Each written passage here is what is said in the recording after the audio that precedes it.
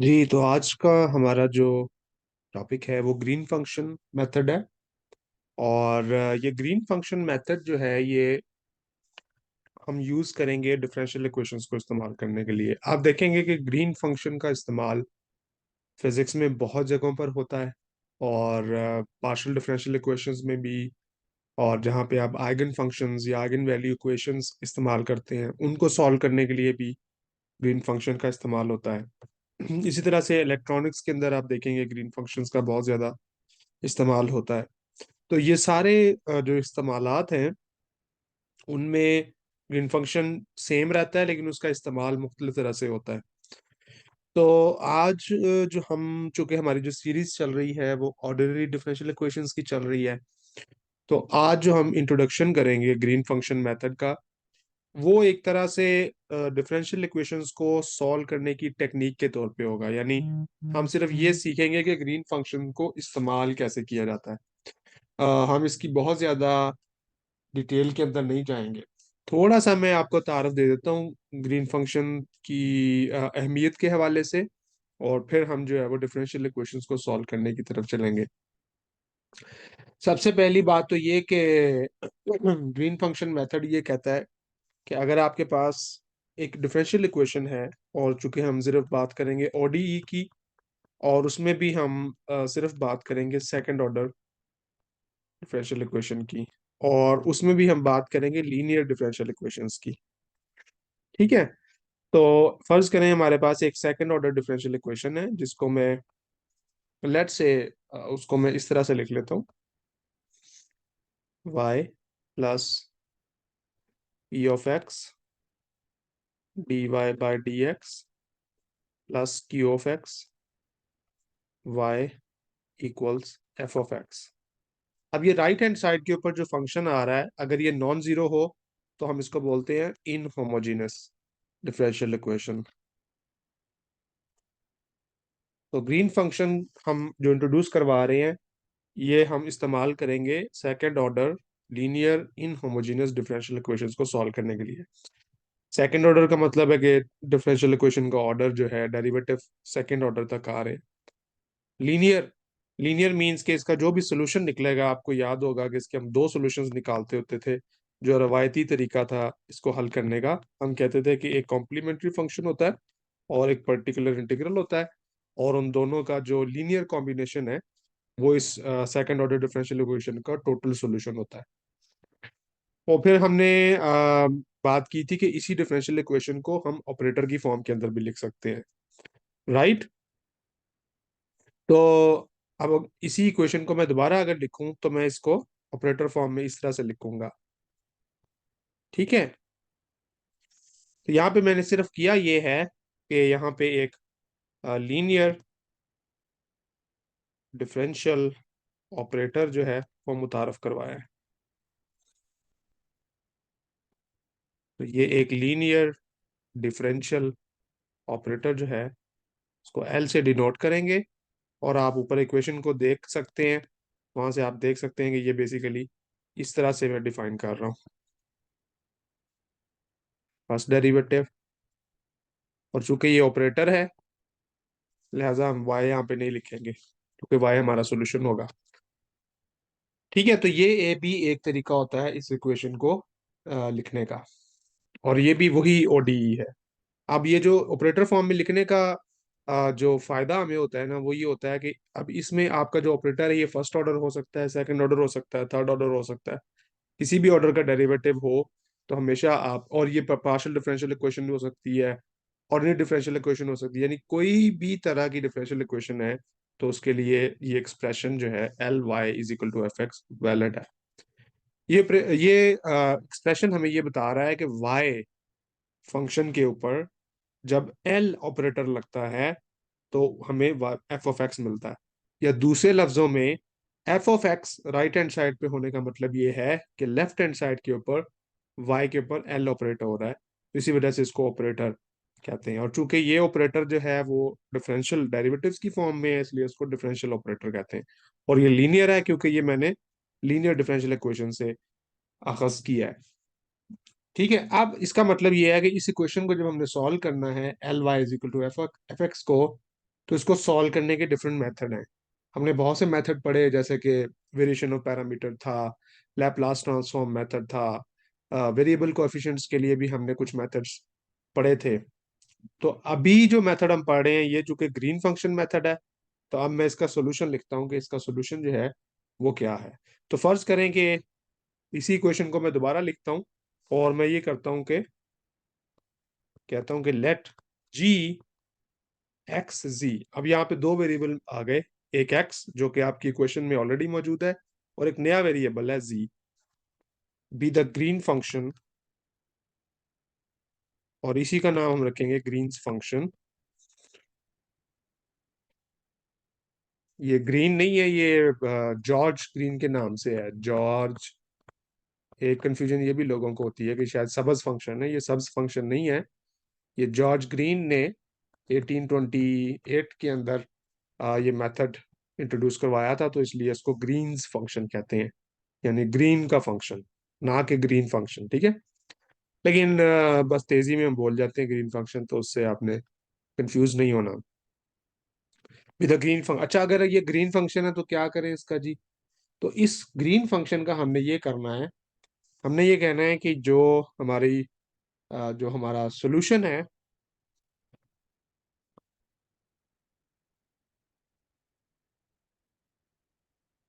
Of ये जो हमारी डिफरेंशियल इक्वेशन है L Y is equal to F X is given by the superposition of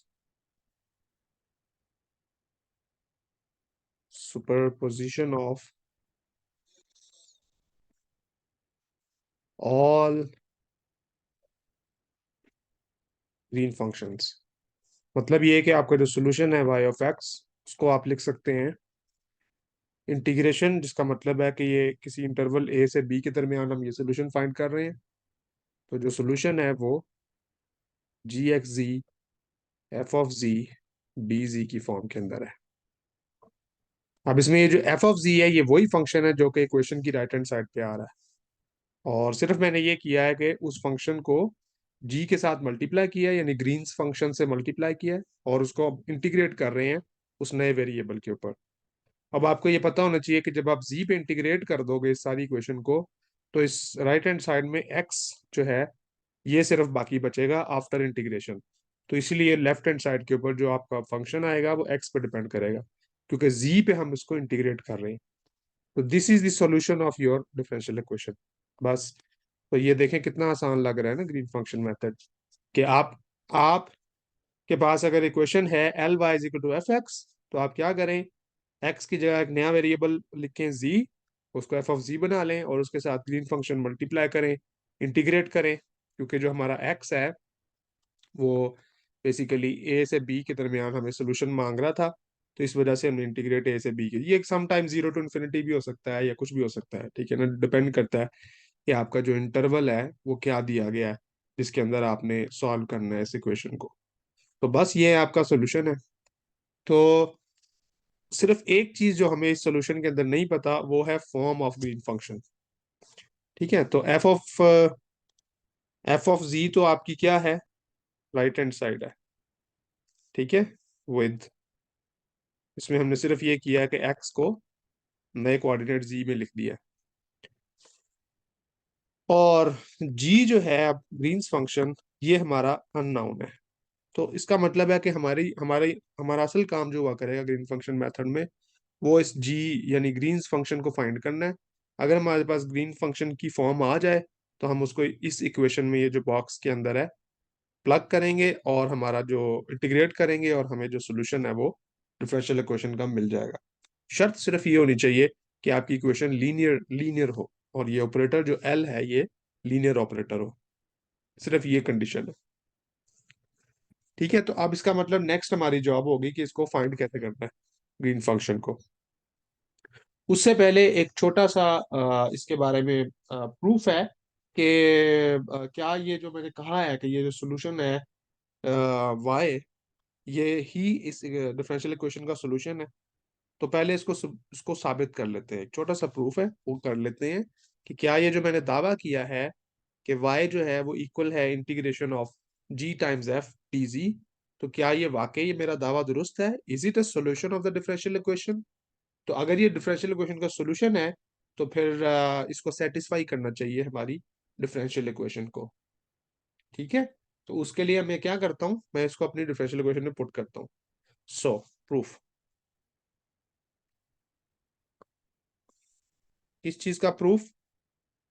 let's proof that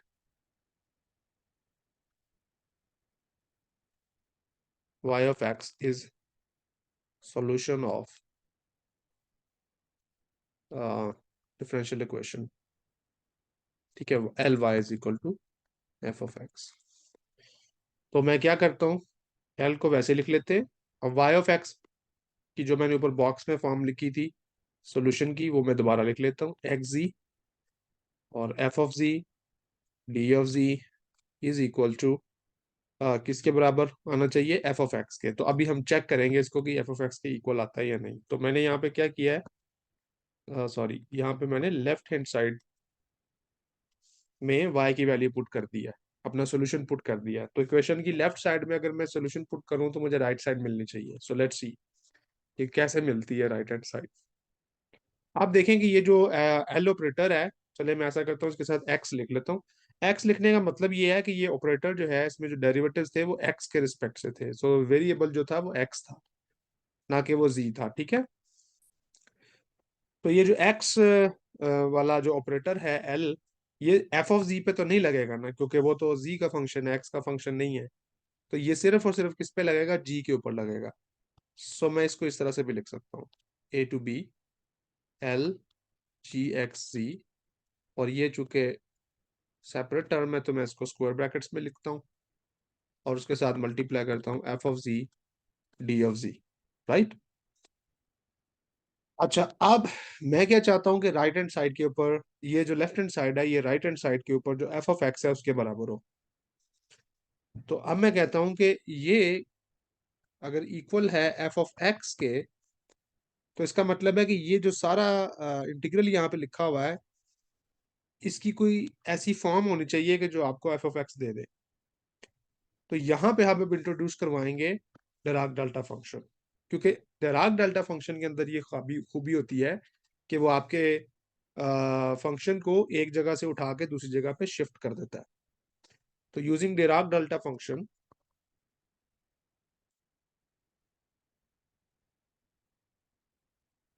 Dirac delta function, अब Dirac delta function की property क्या होती है? ये मैं डेफिनेशन ले रहा हूँ डिराक डेल्टा फंक्शन की, कि अगर मेरे पास डिराक डेल्टा फंक्शन है जो कि इस तरह से लिखा हुआ है, और उसके साथ एक function f of g multiply हो रहा है, और उसको मैं इंटीग्रेट कर रहा हूँ पूरी चीज को, तो बाय डेफिनेशन ये चीज मुझे क्या देगी? F of x. तो इसीलिए समटाइम्स डिराक डेल्टा फंक्शन को शिफ्ट फंक्शन भी कहते हैं, कि ये बेसिकली एक फंक्शन को एक पॉइंट से उठा के दूसरे पॉइंट पे कर देता है, क्योंकि यही डेफिनेशन होती है ना। यानी डेल्टा एक्स माइनस जी की डेफिनेशन क्या है कि अगर ये वन होता है, अगर आपके पास एक्स इक्वल टू जी आ जाए, और जीरो होता है अगर आपके पास एक्स नॉट इक्वल टू जी आए। और अगर आप इसको प्लॉट करें तो किस तरह का प्लॉट होता है इसका?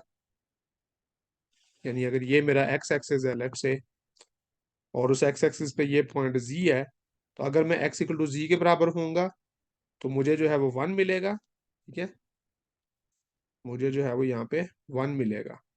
तो वाई एक्सिस पे let's say this is one, और अदरवाइज मुझे क्या मिलेगा? जीरो। तो ये डेल्टा फंक्शन है। कुछ लोग जो है वो इसको थोड़ा सा फैंसी करके बनाते हैं। तो वो किस तरह से बनाते हैं? वो इस तरह से बनाते हैं, ये सिर्फ बताने के लिए कि बेसिकली ये एक फंक्शन है। ठीक है, तो इस तरह से होता है।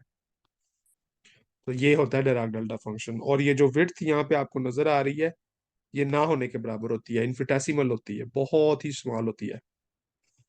तो बेसिकली तो यहाँ पे आपको एक स्पाइक इन्फिनिट मिलनी चाहिए, बल्कि मुझे यहाँ पर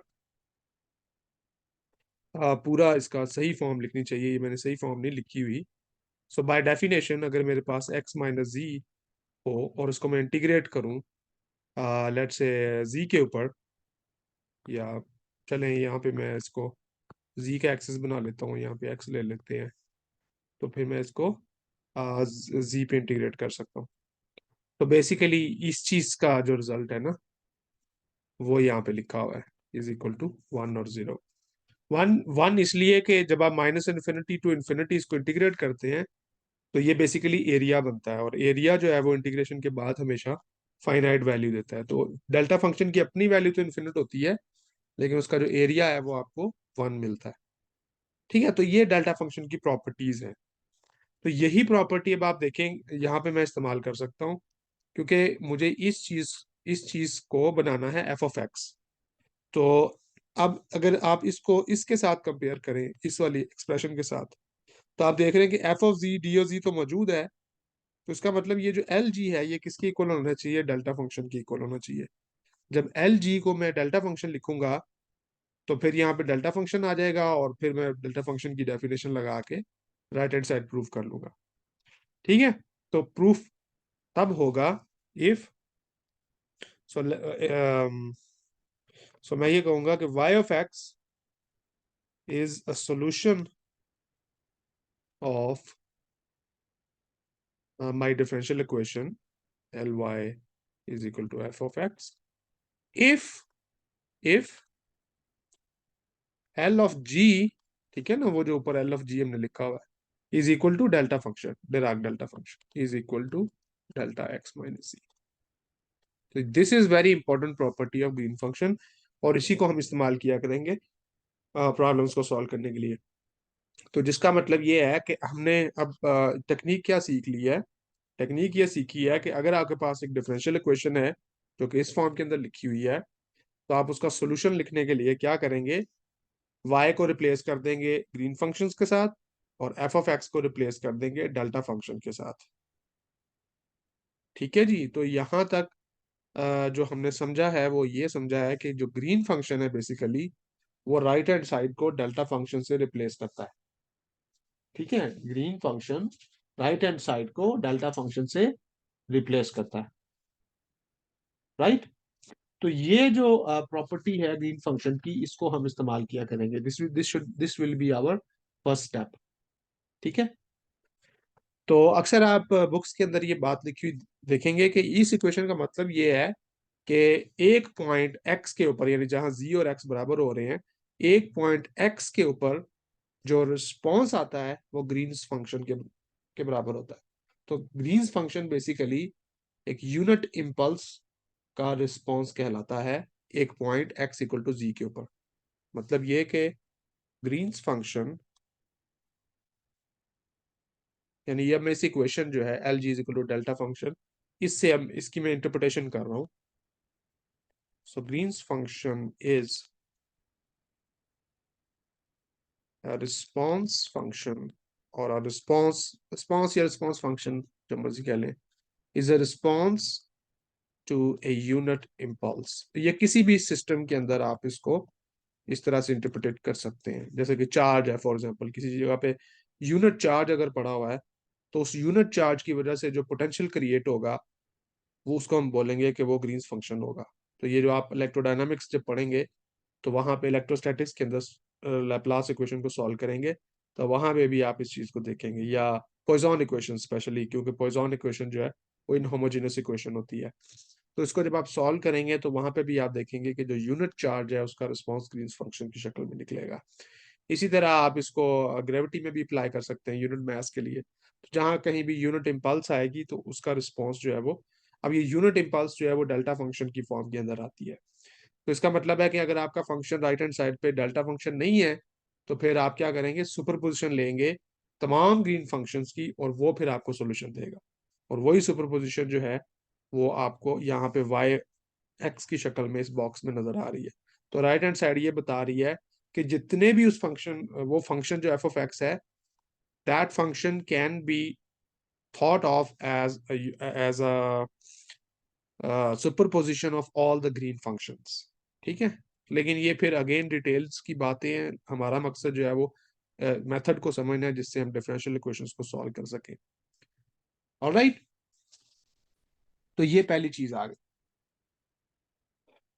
अब अगली बात ये कि अब इसको सॉल्व करने के लिए हम क्या करेंगे। तो अब आपको पता है कि जब भी कोई इक्वेशन आपको दी जाती है तो साथ ही साथ उसकी कुछ बाउंड्री कंडीशंस भी होती है ना।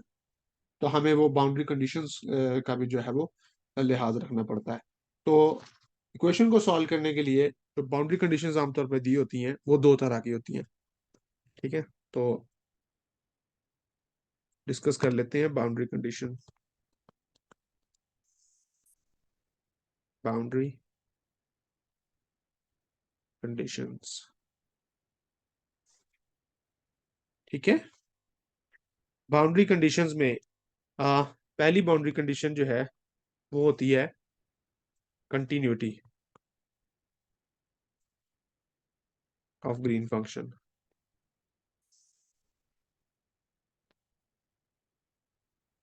अच्छा, अब अभी आपने देखा कि जो ग्रीन फंक्शन है, एक पॉइंट एक्स इक्वल टू जी के ऊपर आपको वो डेल्टा फंक्शन दे रहा है। तो डेल्टा फंक्शन जो है वो है तो फंक्शन ही, तो लिहाजा फंक्शन की डेफिनेशन के मुताबिक it should be continuous at all points, ये डिसकंटिन्यूअस नहीं हो सकता। तो जैसे आपका डेल्टा फंक्शन कंटिन्यूअस है, वैसे ही आपका फिर ग्रीन फंक्शन भी जो है वो कंटिन्यूअस है। और ग्रीन फंक्शन कंटिन्यूअस है तो इसका मतलब है कि आपका जो सोल्यूशन है वो भी एक कंटिन्यूअस फंक्शन की शक्ल में निकलेगा। तो कंटिन्यूटी ऑफ ग्रीन फंक्शन में हम पहले लेते हैं होमोजेनस बाउंड्री कंडीशन।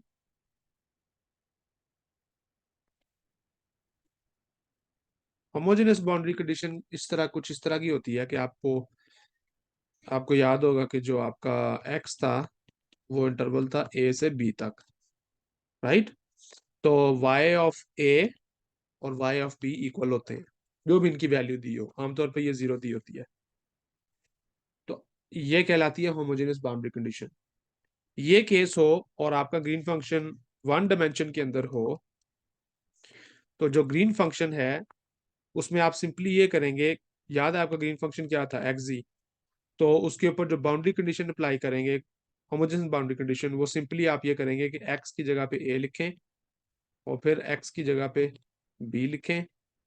तो उन दोनों पॉइंट्स के ऊपर ग्रीन फंक्शन भी क्या होगा, कंटिन्यूस होगा। तो इसको बोलते हैं होमोजेनस बाउंड्री कंडीशन। ठीक है।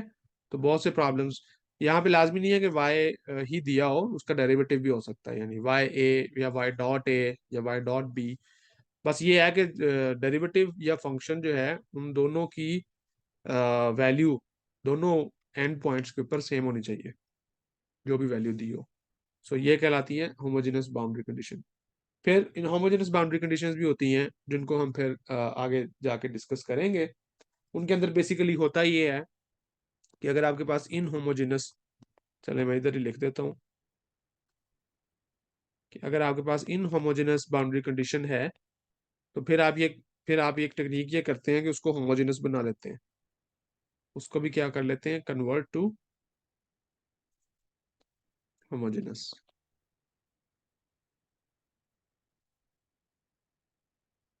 Boundary condition. और वो कन्वर्ट कैसे कहते हैं, by change of variable.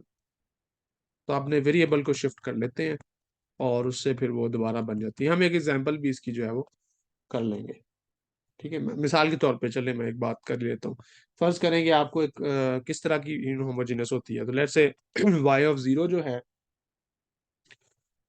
Sorry, वो आपको दिया हुआ है और वाई प्राइम ऑफ जीरो यानी डेरिवेटिव उसका वो जीरो नहीं है बल्कि अल्फा है। और वेयर अल्फा जो है is a non zero number. ठीक है। तो इसको बोलते हैं होमोजेनस बाउंड्री कंडीशन, राइट। तो उसके अंदर हम क्या करेंगे, हम चेंज ऑफ वेरिएबल कर लेंगे। और सो लेट से हमारा हम जो नया वेरिएबल है यू ऑफ एक्स डिफाइन करते हैं और हम कहते हैं कि वो y of x minus h of x के बराबर है। तो मैंने वाई को एच एक्स से शिफ्ट कर दिया। तो उसके नतीजे में क्या होगा कि आपको अगर nth ऑर्डर पॉलिनोमियल थी तो वो n minus one order polynomial आपको मिलेगी इससे। क्या, तो ये सिर्फ तारुफ है उसका। कहने का मकसद ये है कि अगर आप होमोजेनस बाउंड्री कंडीशन सीख लें तो फिर आप इन होमोजेनस बाउंड्री कंडीशंस को भी सिमिलरली ट्रीट कर सकते हैं। लेकिन हम उसकी अभी डिटेल में नहीं जाएंगे। ठीक है, तो ये जो मैंने डिस्कशन किया है ये वन डायमेंशनल ग्रीन फंक्शन है। और ये वन डायमेंशनल ग्रीन फंक्शन की मैंने कंटिन्यूटी की बात की है कि x इक्वल टू जी के ऊपर ये जो ग्रीन फंक्शन है ये बिल्कुल वैसे ही कंटिन्यूस होता है और वैसे ही बाउंड्री कंडीशंस फॉलो करता है जैसे कि आपका ओरिजिनल फंक्शन जो होता है वो फॉलो कर रहा होता है। ठीक है, so this red box is very important. जब आप ग्रीन फंक्शन को फाइंड करना चाहेंगे तो सबसे पहला काम जो है वो ग्रीन फंक्शन की बाउंड्री कंडीशंस जो है वो निकालना होगा। तो पहली बाउंड्री कंडीशन ये वाली होगी। इसके बाद हम चलते हैं दूसरी बाउंड्री कंडीशन के ऊपर। दूसरी जो बाउंड्री कंडीशन है, ठीक है जी, सेकंड, 1 सेकेंड। तो दूसरी जो बाउंड्री कंडीशन है वो डेरिवेटिव के बारे में है। ठीक है, तो derivative of Green function,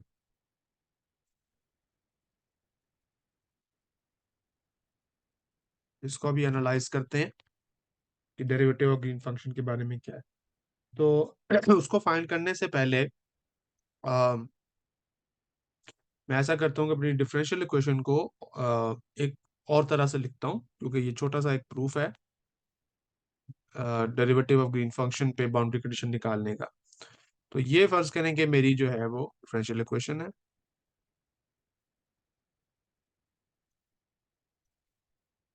is equal to f of x. ठीक है,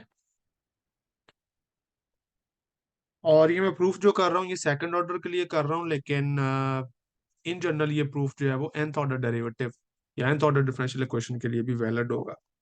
लेकिन अभी मैं सिर्फ सेकंड ऑर्डर डिफरेंशियल इक्वेशन के लिए ये प्रूफ कर रहा हूँ, क्योंकि ये थोड़ा सा आसान है।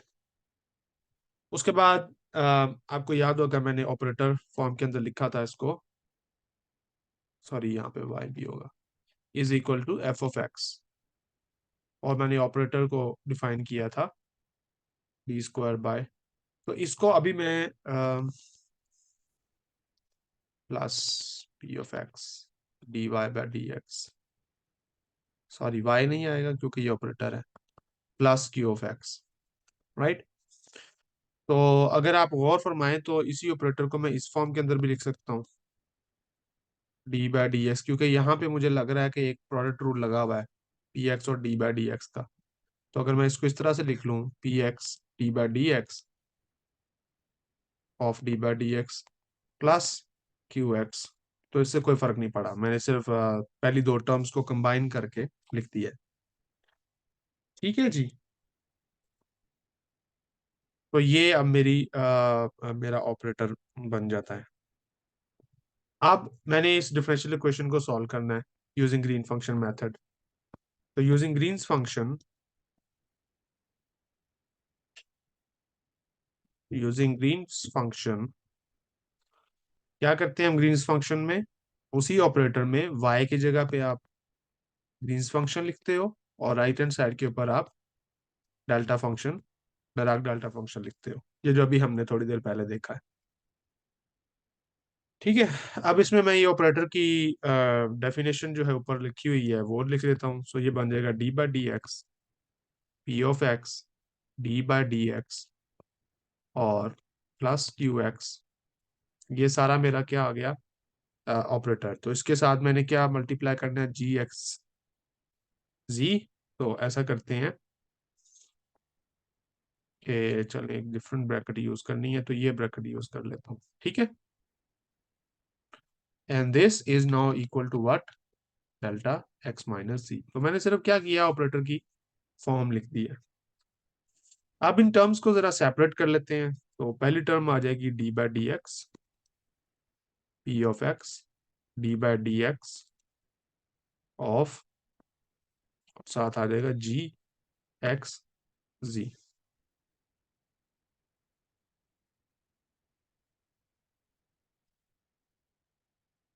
ठीक है,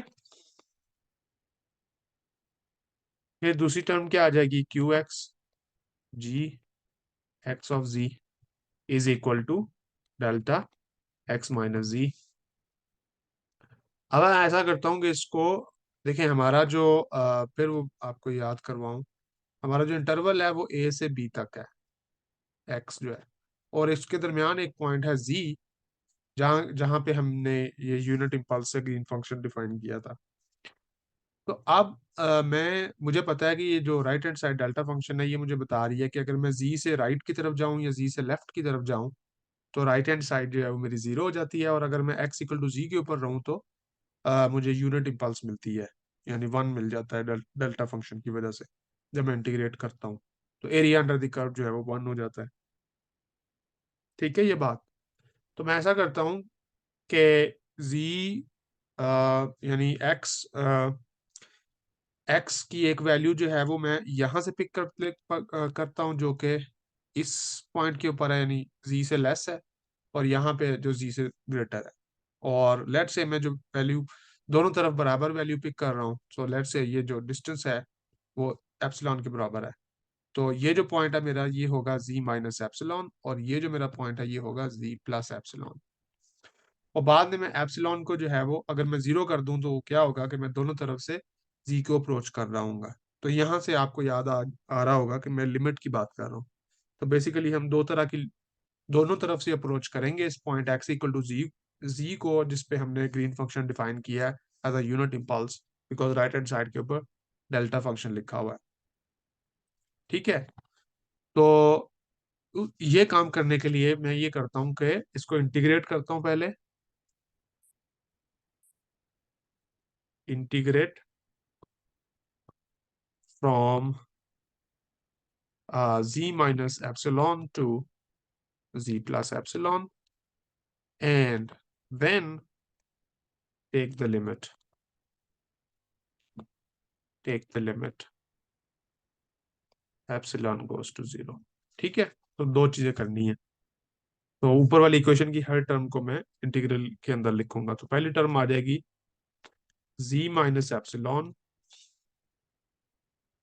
to z plus epsilon d by dx dx d by dx of g x z, first term आ गई, और उसको मैं इंटीग्रेट कर रहा हूँ डी जी के ऊपर, प्लस दूसरी टर्म लिख लेते हैं क्यू एक्स जी एक्स जी डी जी, और अगेन लिमिट वही है इंटीग्रेशन की जी माइनस टू जी प्लस। और इसी तरह राइट हैंड साइड के ऊपर मैं लिखूंगा G minus two G plus delta X minus G D G. अब इसकी मैंने लिमिट लेनी है, तो मैं सबके सामने जो है वो लिमिट लिख देता हूँ। Limit sorry, epsilon goes to zero, limit epsilon goes to zero, limit epsilon goes to zero. ठीक है। अब आप गौर करें तो राइट हैंड साइड के ऊपर जो टर्म लिखी हुई है दिस टर्म, ये तो डायराक डेल्टा फंक्शन का इंटीग्रेशन है, एरिया अंडर द कर्व है, तो मुझे पता है कि इसकी वैल्यू वन के बराबर होगी। उसके बाद ये जो दूसरी टर्म है यहाँ पर, इसको अब आप गौर करें तो ये टर्म जो है ये जीरो के इक्वल आएगी। क्यों जीरो के इक्वल आएगी? बिकॉज जो आपका क्यू एक्स है और जी एक्स है, अभी हमने बात की है ऊपर कि जो जी है ये भी कंटिन्यूअस है। तो ये दोनों फंक्शन जो है ये कंटिन्यूअस फंक्शन है, कंटिन्यूअस फंक्शंस, और फाइनाइट है। ठीक है। इनकी फाइनाइट वैल्यू है, तो इसलिए उनका जब हम कैलकुलेट करेंगे क्यू ऑफ एक्स, तो जी एक्स जी जो है उसके साथ मल्टीप्लाई होके इस इंटीग्रल को जीरो कर देगा। ठीक है। उसके बाद पहली टर्म को अगर आप देखें, ठीक है, फर्स्ट टर्म जो है ये वाली, तो पहली टर्म जो है ये इक्वल आ जाएगी वन के। ठीक है। तो मैं ये करता हूँ कि इस पूरी टर्म को कॉपी करता हूँ, क्योंकि ये टर्म मुझे चाहिए, ये नॉन जीरो है, और इसको मैं फिर इक्वल लिखूंगा वन के। Right. So this term is equal to one. अच्छा, इस टर्म को अगर आप गौर करें तो ये बेसिकली जब आप इसको इंटीग्रेट कर रहे हैं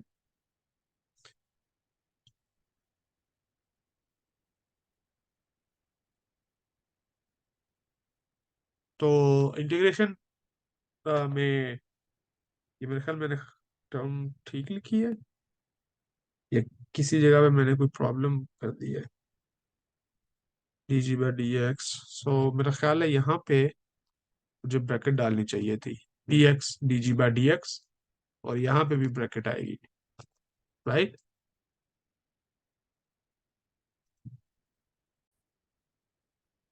ठीक है जी, अब ये ठीक लिखा हुआ है। तो जब हम इंटीग्रेट करेंगे तो आफ्टर इंटीग्रेशन क्या होगा?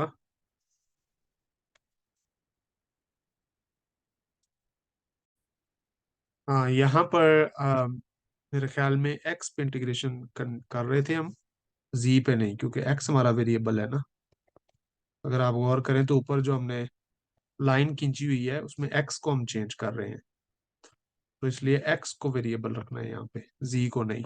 ठीक है, ये बात जरा ध्यान रखनी है कि आपका वेरिएबल कौन सा है। जी यहाँ पे नहीं है जिसपे हम इंटीग्रेट कर रहे हैं, क्योंकि अगर इस डायग्राम को आप देखें तो उसमें मैंने बात की थी कि जो एक्स है वो हमारा वेरिएबल है, और उसको कभी हम जी माइनस एप्सिलॉन की तरफ ले जाते हैं और कभी हम जी प्लस एप्सिलॉन की तरफ।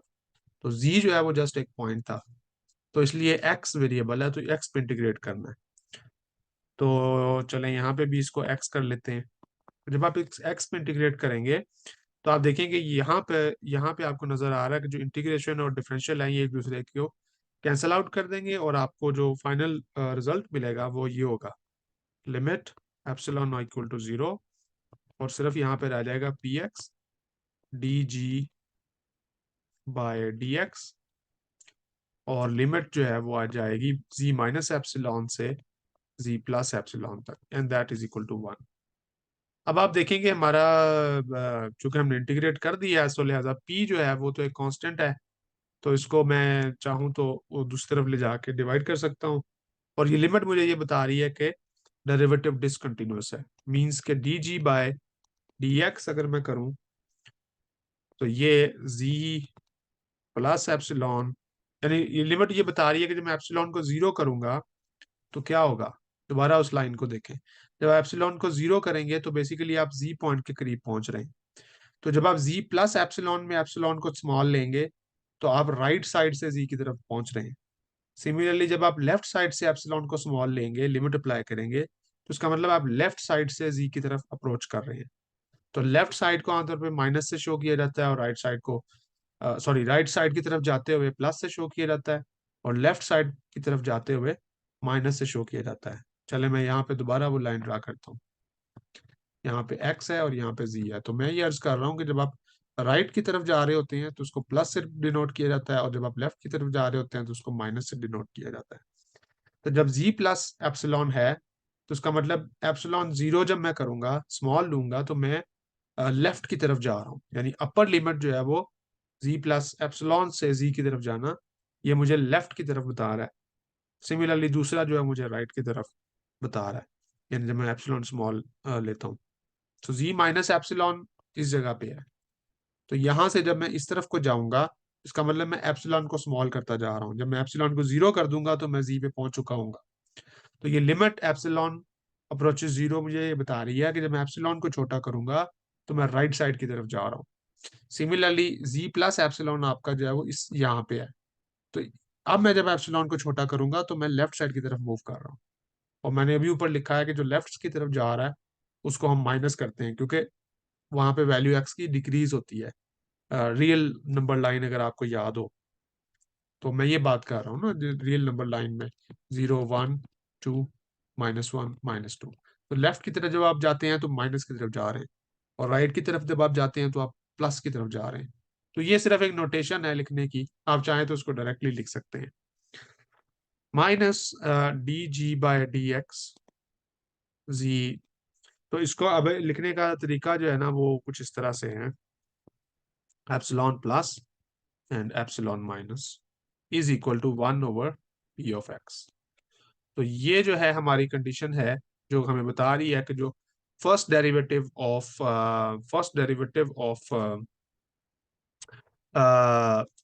ग्रीन फंक्शन है, that is discontinuous, that is discontinuous. ठीक है।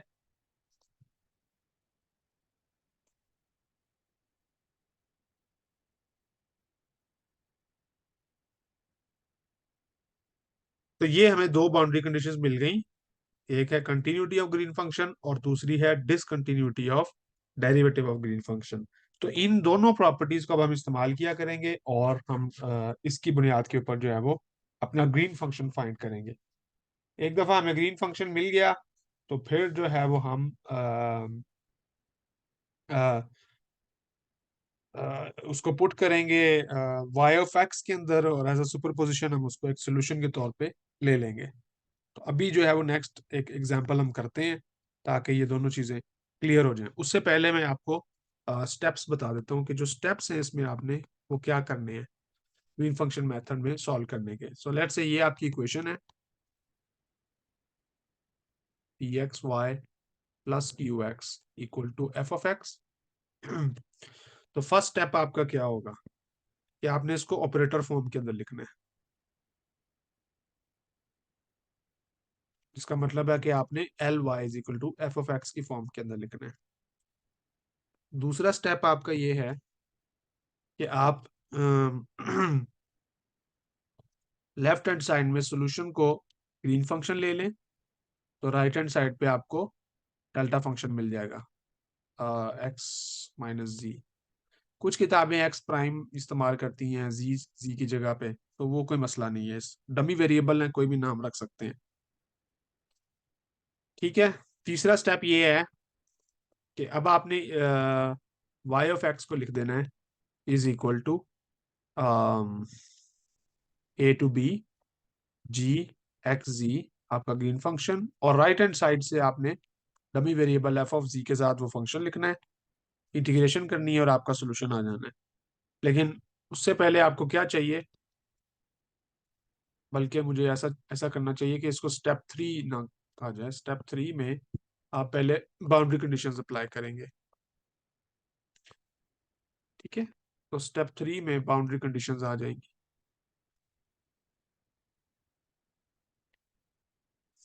बाउंड्री कंडीशंस दो हैं, पहली ये कि जी एक्स जी इज कंटिन्यूअस, और दूसरी बाउंड्री कंडीशन ये है कि जो first derivative of Green function है इज डिसकंटिन्यूअस, और वो उसकी फॉर्म क्या है वो भी मैंने अभी आपको बता दी, तो वो ये आपने इस्तेमाल करनी है। तो ये दो बाउंड्री कंडीशंस अप्लाई करेंगे और ये वन डी के अंदर है। तो बाउंड्री कंडीशन लगा के ग्रीन फंक्शन निकलेगा एंड फाइनली फिर आपका सोल्यूशन जो है that will be equal to A to b, जो भी आपका इंटरवल दिया हुआ है, Green function times your function, और उसको फिर आप इंटीग्रेट करेंगे। तो इस तरह से फाइनल सॉल्यूशन जो है वो फाइंड किया करेंगे। सो this is the scheme for finding the green function, finding the solution using green function method.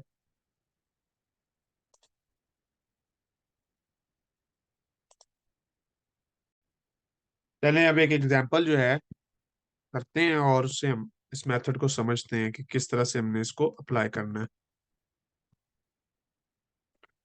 तो एग्जांपल ये है, ये वो एग्जांपल है जो हमने पहले भी काफी दफा इसको किया है, तो मैं इसको दोबारा लिख लेता हूँ। ठीक है। तो सेकंड डेरिवेटिव के साथ ये वाली एग्जांपल है, इसको हमने पहले भी किया हुआ है, और फर्ज करेंगे इसके साथ जो बाउंड्री कंडीशन है वो ये दी हुई है।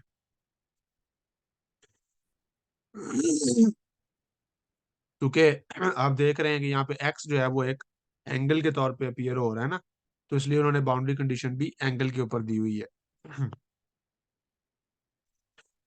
तो ये एग्जांपल है जिसको हम सॉल्व करना चाहते हैं, और हम फाइंड करना चाहते हैं इसके दो सॉल्यूशंस या इसका जो भी सॉल्यूशन है। So let's use the green function method. तो पहला स्टेप क्या होता है, स्टेप वन क्या होता है कि आपने y की जगह पे g को रिप्लेस कर देना है। सो d बाय डी स्क्वायर की जगह पे जी एक्स जी आ जाएगा, प्लस वाई की जगह पे भी जी एक्स जी आ जाएगा, और राइट साइड के ऊपर आपने क्या करना है, डेल्टा फंक्शन डाल देना है। This is our first step. ठीक है। अब हमें ये पता है कि if x is not equal to z, तो जब x z के इक्वल नहीं होगा तो हमें पता है कि ये इक्वेशन क्या बन जाएगी, होमोजेनस इक्वेशन बन जाएगी।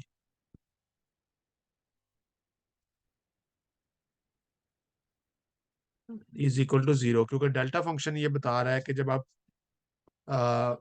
Let's say this is my x and this is my z, तो डेल्टा फंक्शन क्या होता है कि आपको z के ऊपर तो मैक्सिमम वैल्यू देता है, लेकिन जो ही आप z से थोड़ा सा राइट या लेफ्ट की तरफ जाते हैं तो ये जीरो हो जाता है। तो यही मैंने यहाँ पे कंडीशन लिखी है, तो ये एक होमोजेनस इक्वेशन बन गई। अब होमोजेनस इक्वेशन को सॉल्व करना तो हमें आता है, तो मुझे ये पता है कि होमोजेनस इक्वेशन का जो सोल्यूशन है वो एक कम्प्लीमेंट्री फंक्शन होता है। तो वो कम्प्लीमेंट्री फंक्शन जो है, चूंकि इस इक्वेशन को हमने सॉल्व किया हुआ है, तो हमें पता है कि जो जी एक्स सी है will have linear combination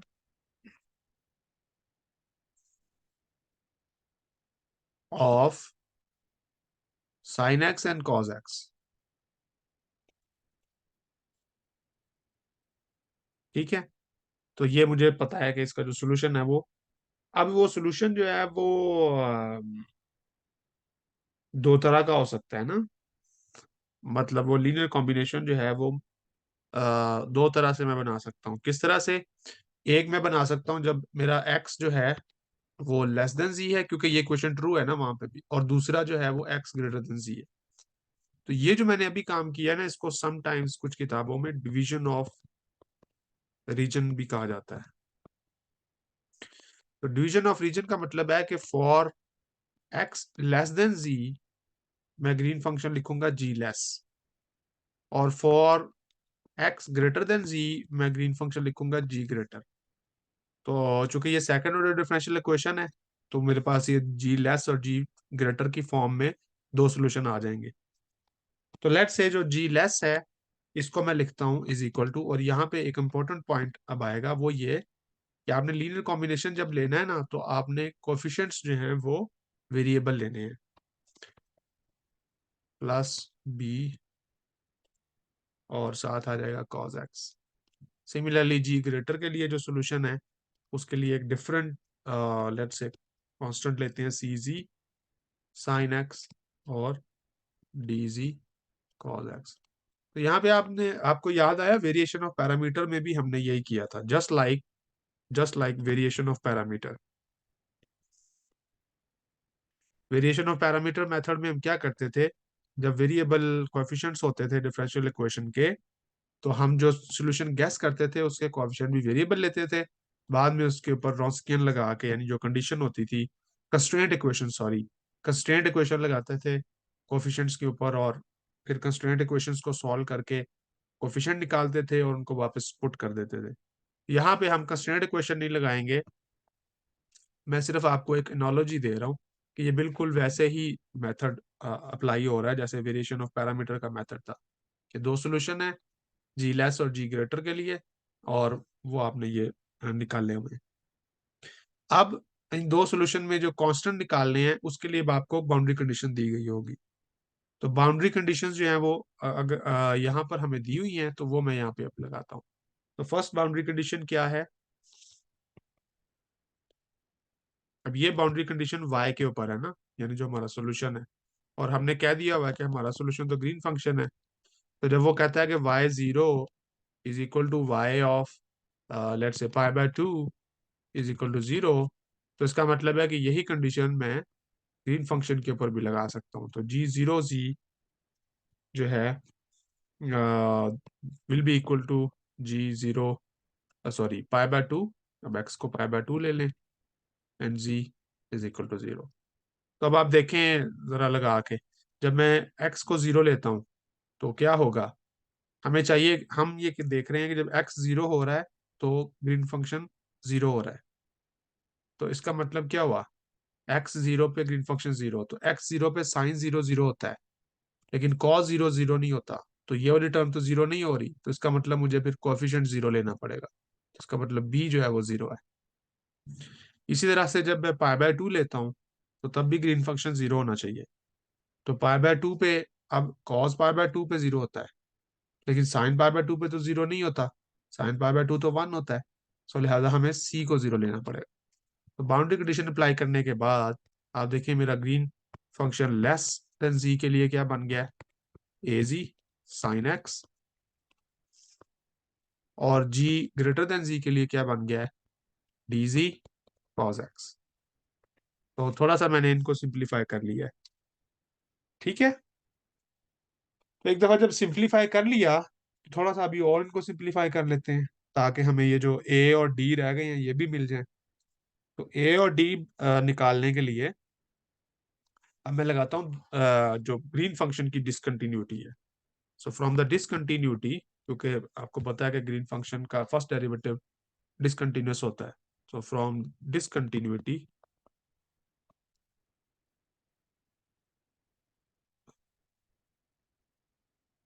of first derivative,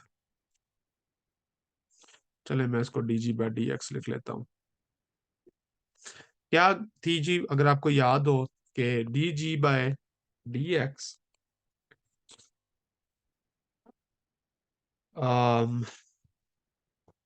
discontinuous होना चाहिए, बल्कि शायद उससे भी पहले हमारा ये काम हो जाए। तो मैं ऐसा करता हूँ कि कंटिन्यूटी ऑफ जी जी लगा लेता हूँ पहले, डेरिवेटिव से पहले भी एक कंडीशन थी। From continuity of G, continuity of जी,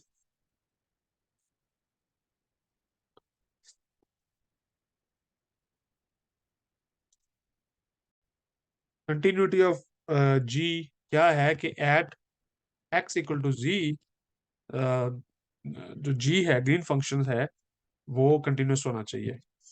तो अभी आप देखें कि मैंने क्या किया था कि ये मेरा जी है, तो यहाँ पे जो मेरा जी है वो जी ग्रेटर है और जी लेस है। तो जब मैं कह रहा हूँ कि x इक्वल टू जी के ऊपर ये कंटिन्यूस है, तो इसका मतलब ग्रेटर और लेस दोनों ग्रीन फंक्शंस की वैल्यूज इस पॉइंट जी के ऊपर इक्वल होनी चाहिए। तो मैं इसको यूं लिख सकता हूँ कि G less at G less is equal to G greater at X equal to G. ठीक है, तो ये लिखने का एक अंदाज है। तो जिसका मतलब है कि G let's say G greater G less minus G greater is equal to zero. ठीक है, तो जी लेस को अभी हमने क्या कहा था, ए जी साइन एक्स, फिर माइनस जी ग्रेटर को क्या कहा था, डी जी कॉज एक्स, और ये किसके इक्वल होना चाहिए, जीरो के। अच्छा, तो इसको भी कुछ कह लें, क्वेश्चन नंबर वन कह लें, चलें। अभी तक कोई नाम नहीं दिया है क्वेश्चन को, तो इसको क्वेश्चन नंबर वन कह लें। अब फिर दूसरी डिसकंटिन्यूटी अब मैं अप्लाई करता हूँ। So from discontinuity discontinuity of d ji by D x. ठीक है, तो उस डिसकंटिन्यूटी में भी मैं क्या करूंगा कि d ji plus by D x minus D G greater by D x, और ये डिसकंटिन्यूटी किसके बराबर होती है, one over p of x के। अब पी ऑफ एक्स हमारा क्या था, पी ऑफ एक्स आता है हमारी डिफरेंशियल इक्वेशन से। तो आप देखें तो यहाँ पे पी ऑफ एक्स जो है वो वन है, बल्कि नहीं, वन नहीं है। पी ऑफ एक्स हमारा जो है वो, let me right this equation again. इस इक्वेशन को दोबारा लिखते हैं और देखते हैं कि इसकी क्या वैल्यू है। तो पी ऑफ एक्स, चलें, क्या है हमारी इक्वेशन, क्या थी जी, Y prime plus Y is equal to cosecant X. ठीक है, ये इक्वेशन है जिसको हम हल कर रहे हैं। तो जनरल इक्वेशन क्या होती है, y prime plus p of x, y prime plus q of x, y is equal to whatever f of x. तो यहाँ से अगर आप कंपेयर करें तो वाई प्राइम का कोएफिशिएंट पी ऑफ एक्स होता है, और वाई प्राइम हमारी इक्वेशन में नहीं है, तो इसका मतलब पी ऑफ एक्स क्या है, जीरो है। अम,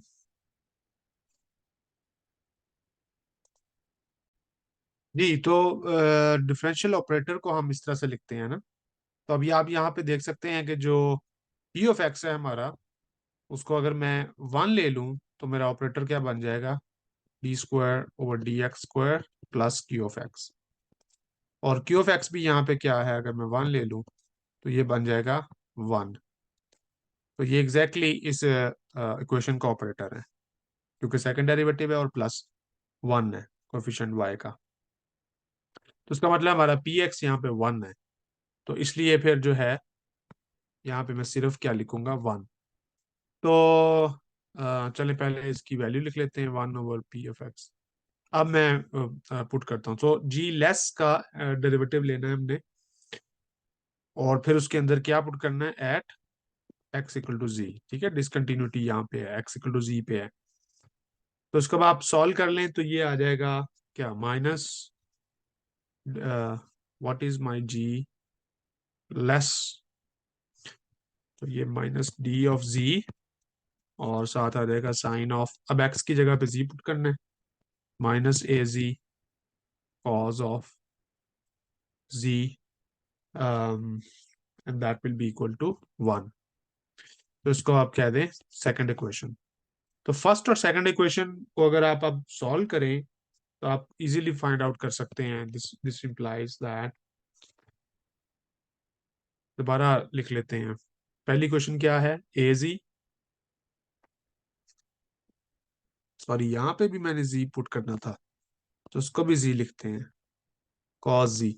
हाँ, तो अब मैं लिखता हूँ पहली क्वेश्चन, ए जी साइन जी और minus D g cos g is equal to 0। Similarly चलिए इसको इस तरह लिख लेते हैं, a g cos g plus d g sine g, ये सेकंड इक्वेशन में लिख रहा हूँ, and that is equal to 1। इन दोनों इक्वेशंस को आप सॉल्व कर लें तो आपका जो सॉल्यूशन है वो निकल आएगा इजीली, ए और जी का। तो वहां से आप फिर बना सकते हैं Green function, and that will be equal to cos g sine x. ठीक है, इसका मतलब है मेरा ए जो है वो माइनस कॉस जी के बराबर आए, माइनस कॉस जी, और जो मेरा डी जी है वो माइनस साइन जी के इक्वल आएगा। ये आप साइमल्टेनियसली सॉल्व करके निकाल सकते हैं। सो ये बन जाएगा, this will become minus sine g cos x. ये सॉल्यूशन जो है वो मेरा एक्स लेस देन जी के लिए था, और ये सॉल्यूशन जो है मेरा एक्स ग्रेटर देन जी के लिए है। तो आपने देखा कि हमने ग्रीन फंक्शन जो है वो फाइंड आउट कर लिया है। तो अब आखिरी स्टेप क्या होता है कि जो फाइनल मेरा सॉल्यूशन है फाइनली, वो ग्रीन फंक्शन से मिलके बनता है। तो वाई ऑफ एक्स क्या होता है, आपको याद होगा, ए और A to B G X G F of ji D G. तो ए टू बी क्या है, 0 से π/2, क्योंकि ये बाउंड्री कंडीशंस में हमें दिया हुआ था। और साथ आ जाएगा G X G F of ji D G, where F of G मेरा जो है राइट हैंड साइड से मैं उठाऊंगा, that will be cosecant G. अब आप देखेंगे 0 से π/2 तक जाते हुए मेरे पास एक पॉइंट लेना पड़ेगा जी, जिससे लेस और ग्रेटर पे मेरा ग्रीन फंक्शन डिफरेंट है। तो मैं वो जो पॉइंट लूंगा वो एक्स पॉइंट होगा। तो इसको मैं लिखूंगा इस तरह से कुछ, 0 to लेट से एक्स, और उसके लिए फिर मैं क्या करूंगा, जी लेस। ठीक है, और साथ में लिखूंगा लेट से कोसिकेंट जी डी जी, प्लस फिर एक्स से हम चलेंगे π/2 की तरफ, और यहाँ पे आएगा जी ग्रेटर, और फिर आएगा कोसिकेंट जी डी जी। ठीक है ना, तो डिवाइड कर लिया हमने अपने रीजन को दो हिस्सों में। इसके बाद आप वैल्यू पुट कर दें तो ये आ जाएगा माइनस कॉस एक्स, चूंकि इंटीग्रेशन जी के ऊपर है, सो साइन जी अंदर आएगा, साथ इसके कोसिकेंट जी डी जी फिर इसी तरह से चूंकि साइन एक्स कांस्टेंट है तो ये आ जाएगा एक्स टू पाई बाय 2 और जी ग्रेटर का दूसरा कंपोनेंट कॉस जी कॉसिकेंड जी डी जी। अब आप इसको सॉल्व कर लें तो आपका आंसर आ जाएगा minus x cos x plus sine x और ये बन जाएगा साइन ओवर कॉस है तो log of sine x cos over sine बन रहा है। Okay, so this is your y of x और this is the solution to your differential equation. अब आप पिछले सेशंस में जाएं जहां पे हमने वेरिएशन ऑफ पैरामीटर किया था तो आप देखेंगे इसी इक्वेशन को हमने वेरिएशन ऑफ पैरामीटर से जब सॉल्व किया था तो हमारा यही सॉल्यूशन आया था, लेकिन अब हमने इसको ग्रीन फंक्शन मेथड से किया है। तो ठीक है जी, ये हमने एक एग्जांपल के जरिए ग्रीन फंक्शन मेथड जो है वो समझा दिया। आखिर पे मैं वो स्टेप्स दोबारा आपको दिखा देता हूँ, जो मोस्ट इंपॉर्टेंट चीज़ें हैं इनको आप लिख लें कहीं पे। ग्रीन फंक्शन मेथड के जरिए आप इको कैसे सॉल्व किया करेंगे। तो आप क्या करेंगे, आपके पास एक डिफरेंशियल इक्वेशन होगी तो आप पहले उसको ऑपरेटर फॉर्म में लिख के ऑपरेटर फाइंड करेंगे। ऑपरेटर ही आपको जो है वो पी एक्स और क्यू एक्स भी दे देगा। ठीक है, ये भी आपने फाइंड करने होते हैं। देन आप क्या करेंगे, इसका सोल्यूशन ग्रीन्स फंक्शन एज्यूम करेंगे। y की जगह पे ग्रीन्स फंक्शन आएगा और राइट हैंड साइड पे डेल्टा फंक्शन आ जाएगा। देन आप उसके बाद बाउंड्री कंडीशंस लगाएंगे कि g भी कंटिन्यूस है और dg बाय dx यानी फर्स्ट डेरिवेटिव जो है वो भी डिसकंटिन्यूस है। वो डिसकंटिन्यूस क्यों है, क्योंकि डेल्टा फंक्शन है हमारा x इक्वल टू जी के ऊपर, तो डेरिवेटिव जो है वो डिसकंटिन्यूस हो जाएगा क्योंकि डेल्टा फंक्शन जो है वो इन्फिनिट फंक्शन होता है। और फिर उसके बाद आप उस ग्रीन फंक्शन को पुट करेंगे और आपका सोल्यूशन जो है वो आफ्टर इंटीग्रेटिंग निकल आएगा। This is called Green's function method.